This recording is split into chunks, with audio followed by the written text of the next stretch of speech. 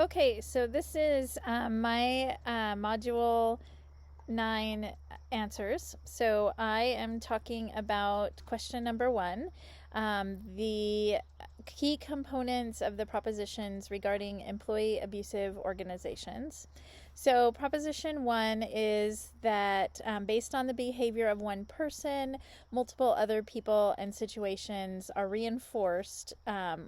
Reinforce that one person's negative behavior, therefore basically condoning it.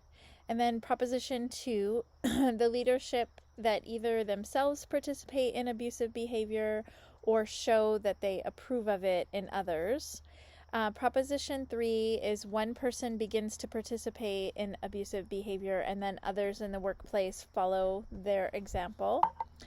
Proposition 4, the culture within the organization has a lot of competition, individualism, and aggression. These behaviors then are encouraged by leadership because they mistakenly think that these things produce positive results in the organization, although research shows the opposite. Proposition 5, abusive behavior begets abusive behavior. So if the leadership does not put an end to it and allows it to continue, it will likely just get worse. Proposition 6, everyone loses when employee abusive behavior happens, not just the affected employee. So the investors, the customers, the leadership, and all staff suffer the consequences of a hostile and volatile workplace. Then proposition 7, employee abusive organizations can change, but they are going to need to put in a lot of effort to do so, probably lots of training, and definitely upper management has to be on board with organizational changes.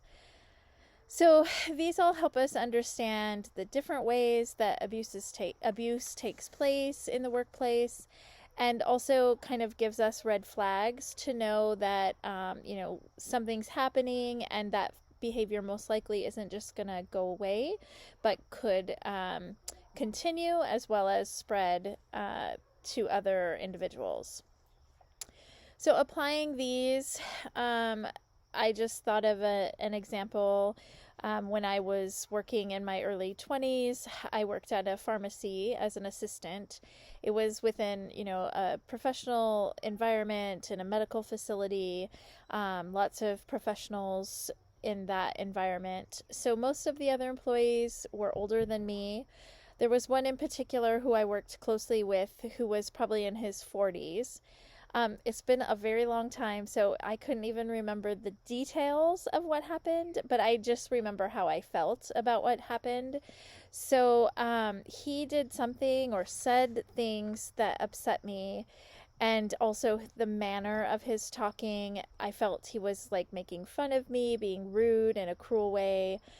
Because I was a lot younger than him, I was intimidated and humiliated by his conversations. So I approached my manager and I went home sick, and then I asked basically to be transferred to another location for a while because I just was so, like I said, humiliated, and my feelings were, just really upset. So I did have a manager who I trusted and who was very helpful to me. And so thankfully, that behavior did not continue. I believe that he, spoke with him and encouraged him to, not do that again, basically. Obviously, it was a lot to do with my youth and inexperience and probably naivety, but the coworkers should have taken those things into consideration and treated me more respectfully.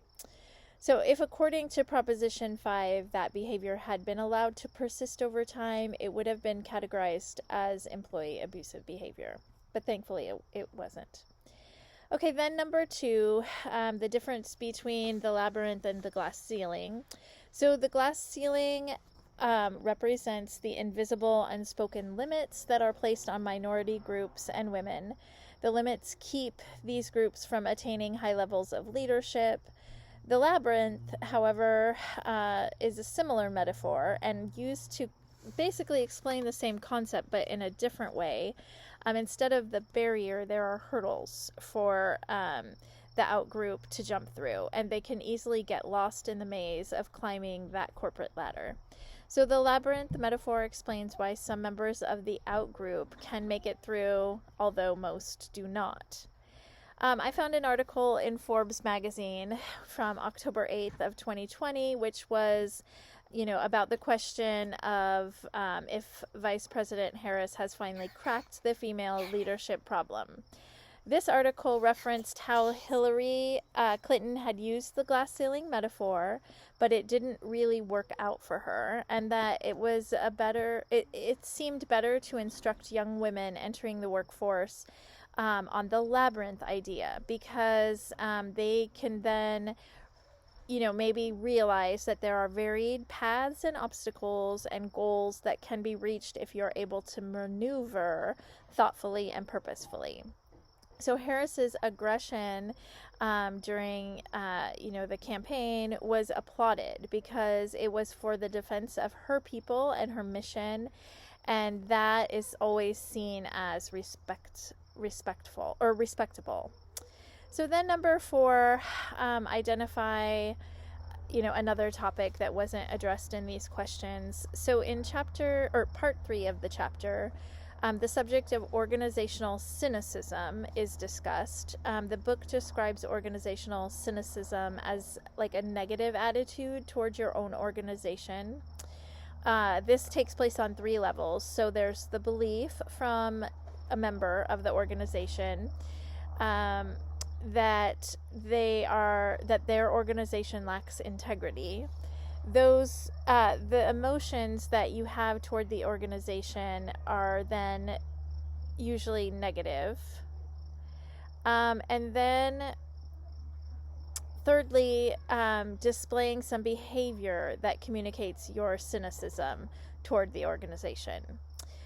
So at one point in my employment, I had 2/3 of my weekly hours taken away from me. So I'd been given the hours after other people had quit, and I had made it clear to my leadership that I'd like to keep the hours permanently.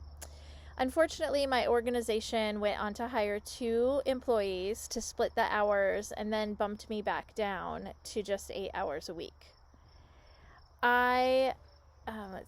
The organization did this so that they wouldn't have to give me benefits, or the other 2 people as well. So like vacation and sick leave and like health benefits, all of those things they were not obligated to give. So because I work for a community health organization that it's always talking about equity and justice and inclusion, I found it pretty discouraging to see that they were really speaking out of like both sides of their mouth. They were all about those things when it comes to their public image and pointing out in other community organizations, where they're getting it wrong.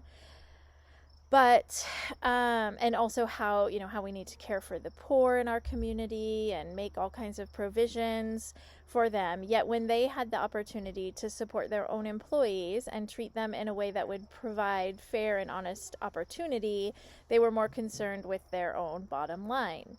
So it was cheaper for them to hire 3 people to do the job that one person could do by not having to give any of them benefits. So that affected my belief, as I mentioned.